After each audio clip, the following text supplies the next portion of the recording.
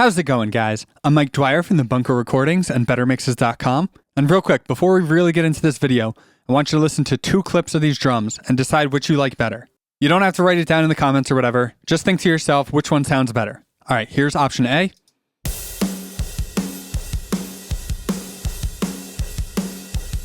And here's option B.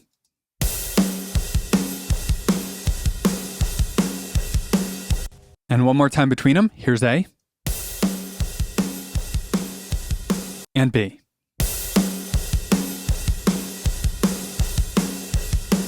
So if you're like most people, you probably thought B sounded better. Sounded fuller, sounded bigger, sounded more exciting.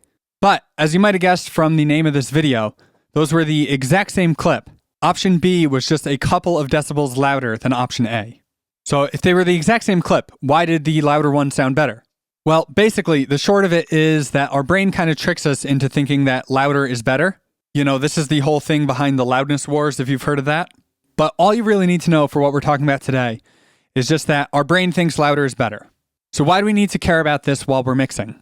Well, as we're processing tracks, as we're EQing and compressing and limiting and everything else, each one of these processes is most likely changing the volume of the track that it's on, either making it louder or quieter.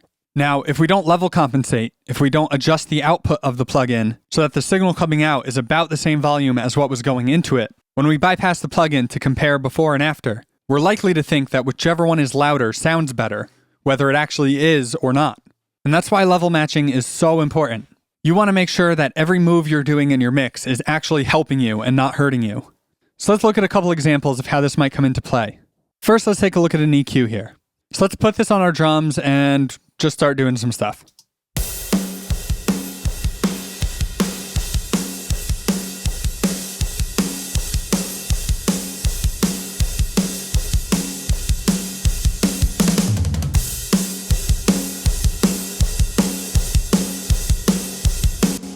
All right, so let's say that's the EQ move you dialed in on your drum bus. So now you go and compare before and after, and this is what happens.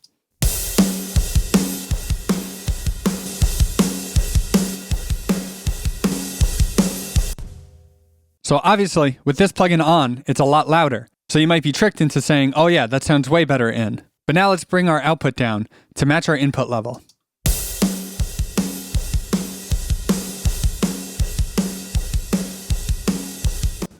All right, now that that's looking about the same, let's compare before and after again.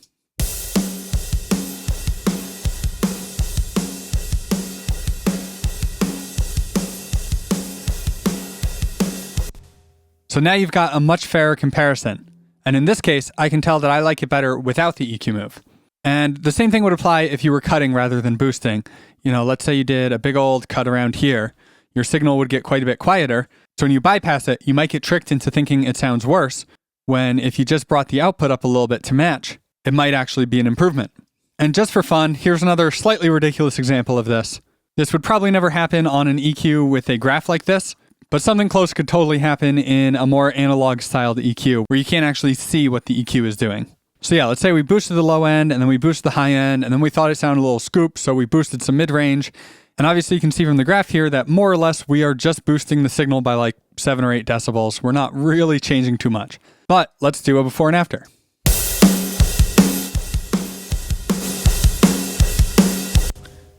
So if you had dialed in something like this, you'd be like, wow, that is so much better with that on. But once you level match it,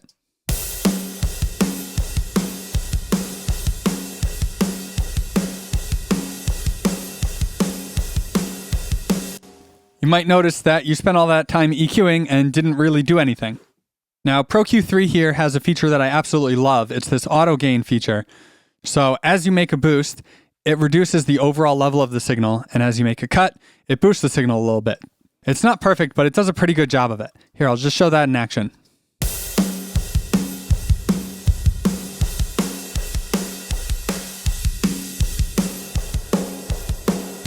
So this helps you to make better decisions while mixing. Now, obviously, most EQs don't have this auto gain feature. So what you can do is, you know, if you do a nice big boost here, is just bring your output down a little bit to match. Now let's take a look at the same thing with a compressor, because I see people making this mistake a lot. So let's pump our drums through this and just bring up the input.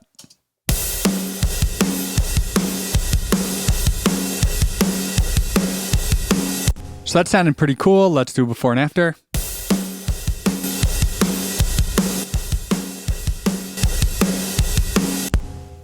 So yeah, you might think that sounds way more exciting with that in. Super punchy, super aggressive, in your face. But now, let's level match it and bring our output down.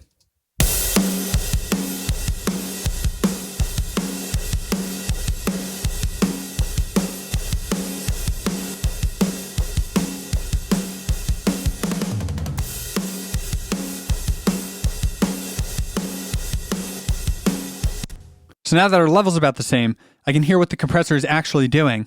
And I can hear that it's really squashing the drums in a not so great way, and it feels much more lively and energetic without the compressor.